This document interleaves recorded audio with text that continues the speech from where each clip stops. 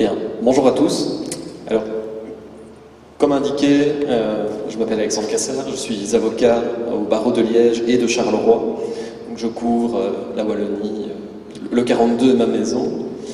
Je travaille chez Philipp & Partners Lexing Belgium, donc c'est un cabinet belgo-luxembourgeois qui fait partie d'un groupement international de cabinets d'avocats spécialisés en matière de nouvelles technologies. Donc si vous voulez aller faire voler vos drones en Afrique du Sud, j'ai un contact pour vous là-bas, en Colombie, en Bolivie, en Chine, etc.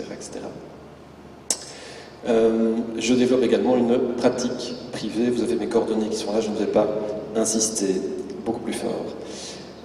En matière de drones, je vais vous parler des problématiques de vie privée. Alors la vie privée, ça recouvre plusieurs contextes différents, plusieurs éléments différents. Donc il y a le traitement des données à caractère personnel, ce que Facebook fait avec les données qu'il collecte lorsque vous les utilisez, mais c'est également la vie privée, c'est votre vie privée, familiale, la tranquillité, l'intimité, tous ces éléments-là. En matière de drone, la première chose à laquelle vous pensez, c'est probablement, lorsque vous pensez drone et vie privée, c'est probablement ce qui est au-dessus de moi, les gens qui pilotent des drones qui vont aller espionner la voisine qui bronze dans le jardin. C'est effectivement... Non, hop, précédent, voilà. Donc, ici c'est une photo tirée d'une vidéo qui a beaucoup tourné sur Internet, où une dame qui faisait du monokini sur un immeuble se faisait espionner par un drone avant de le poursuivre avec ce qu'elle a trouvé sous la main, un balai en l'occurrence.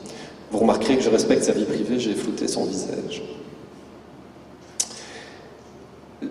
La problématique est, à mon avis, extrêmement sérieuse et va poser des problèmes pratiques à l'ensemble des professionnels.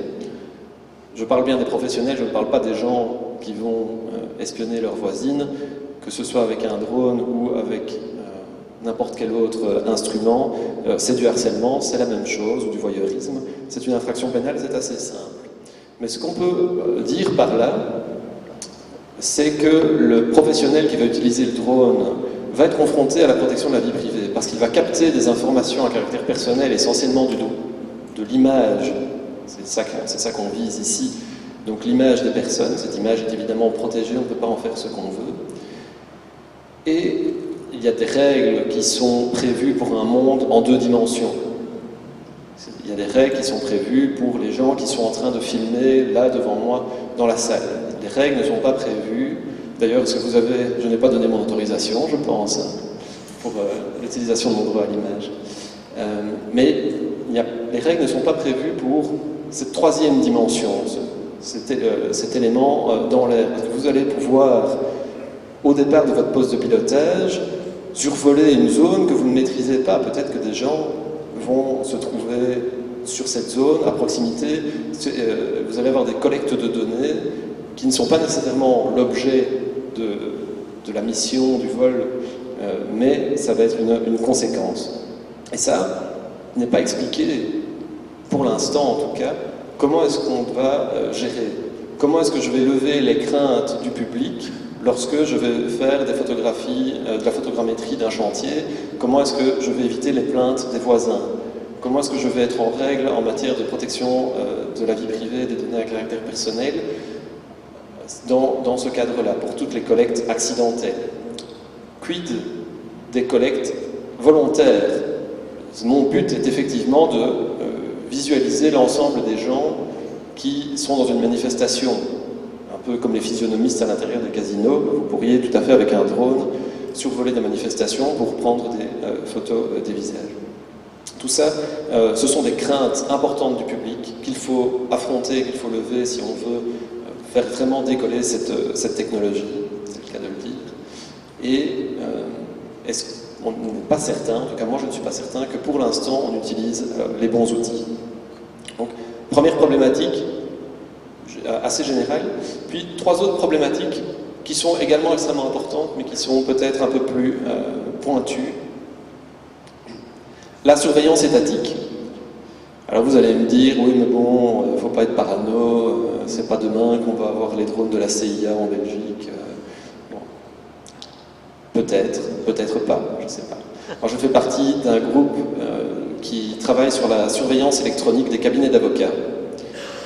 Il faut savoir qu'aux Pays-Bas, pas très loin des Pays-Bas, c'est quand même un pays très très démocratique, un cabinet d'avocats a été espionné électroniquement. Donc, toutes les communications du cabinet d'avocats ont été espionnées par les services secrets néerlandais.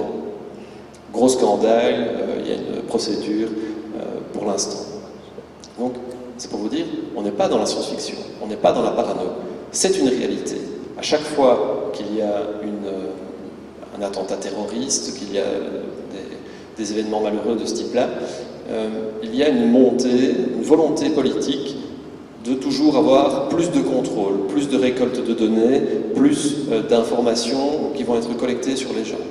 Si à un moment il y a une décision ou une prise de conscience en se disant le drone est un outil formidable à cet égard-là, un outil formidable de contrôle des populations, il n'est pas exclu qu'on finisse par s'en servir.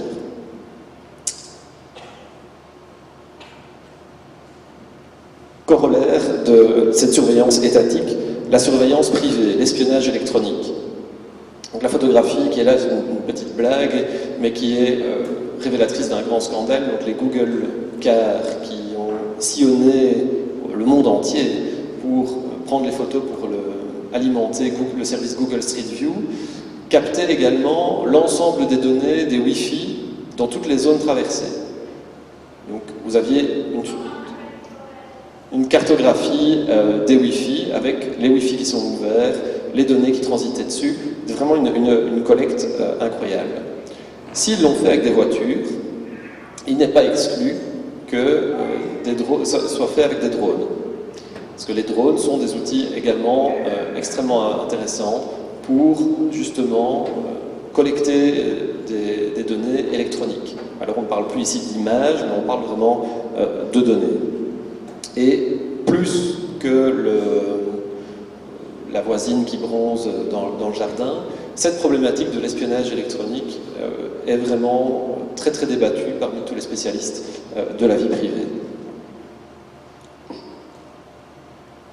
Dernier élément, je vous avais parlé de la vie privée, c'est non seulement le traitement de données à caractère personnel, le droit à l'image, mais également la tranquillité, l'intimité, la vie privée familiale.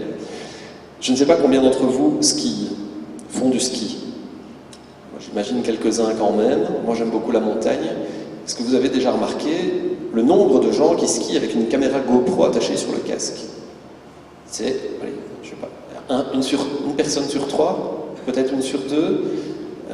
Maintenant, des entreprises vendent, je crois que c'est tout à fait fonctionnel, des drones que vous lancez, qui tournent autour de vous en prenant des images. Ça fait des images magnifiques qu'on met sur YouTube, qu'on partage sur Facebook. C'est parfait. Alors ça marche très très bien quand on parle de freeriders qui vont en Himalaya, qui sont tout seuls sur les pistes. Ça fait des images magnifiques à montrer dans les festivals de montagne. Maintenant, rappelez-vous la dernière fois que vous avez été au ski, est-ce que vous étiez vraiment tout seul sur les pistes? Je ne crois pas. Alors maintenant, imaginez que toutes les personnes qui ont une GoPro aujourd'hui et demain un drone qui tourne autour d'eux. Comment va-t-on gérer, d'un point de vue de la régulation, la popularité de ces engins et le fait qu'ils rajoutent une dimension à l'espace public? On a des nuisances sonores, on a des engins nombreux qui vont nous survoler à basse altitude. Comment va-t-on gérer ça? Alors, il y a plusieurs pistes de réflexion, peut-être pour lancer le débat tout à l'heure. C'est au clic à chaque fois, donc vous pouvez tout cliquer parce que... pour l'instant, l'arrêté royal en matière qui pose le cadre pour les drones renvoie vers la législation vie privée actuelle. Donc, la législation vie privée actuelle, c'est une loi de 1992. Vous imaginez, en 1992, le smartphone n'existait pas, Google n'existait pas, c'était les balbutiements d'Internet, il n'y avait pas la DSL, rien du tout. Et la loi de 92 était essentiellement là pour protéger les consommateurs contre les banques qui faisaient du screening pour les crédits. C'est toujours ce qu'on fait actuellement, mais on prend des points de données, où vous habitez, est-ce que vous avez une ligne fixe, il n'y avait que des lignes fixes à l'époque. Et donc en fonction de ça, on fait un profil de vous. Et on voulait éviter les errements liés à ce profilage. Et cette loi de 92 n'est plus du tout adaptée à cette époque-ci, où il y a des traitements de données à des échelles inconcevables à l'époque. Et donc, est-ce que c'est suffisant, par rapport aux drones et aux questions que ça pose, de renvoyer simplement vers la législation vie privée actuelle? Est-ce qu'elle était passée? À mon avis, oui. Est-ce qu'elle était défective? À mon avis, non. Est-ce qu'il faut renvoyer vers des dispositions légales ad hoc, spécialement prévues pour la question? Oui. Mais que mettre dedans? Ça, c'est très très compliqué. Et puis surtout, comment faire pour qu'en pratique, tous ces gens-là, tout puisse s'appliquer? Parce que c'est un peu comme le piratage de musique. Vous avez tous probablement, ou vos enfants, ou quelqu'un dans votre famille, des MP3 que vous n'avez pas achetés sur vos téléphones ou sur vos ordinateurs. Il y en a même probablement sur les ordinateurs que je vois dans le fond de la salle. Mais si tout le monde le fait, est-ce que c'est toujours mal? Est-ce que c'est toujours punissable? Est-ce que la législation, à ce moment-là, est effective? Comment est-ce qu'on va combattre les nuisances, cette nouvelle dimension à l'espace public, par rapport à cette montée en popularité du drone? Et enfin, comment garder le contrôle? Comment garder le contrôle par rapport au traitement de données à caractère personnel? Par rapport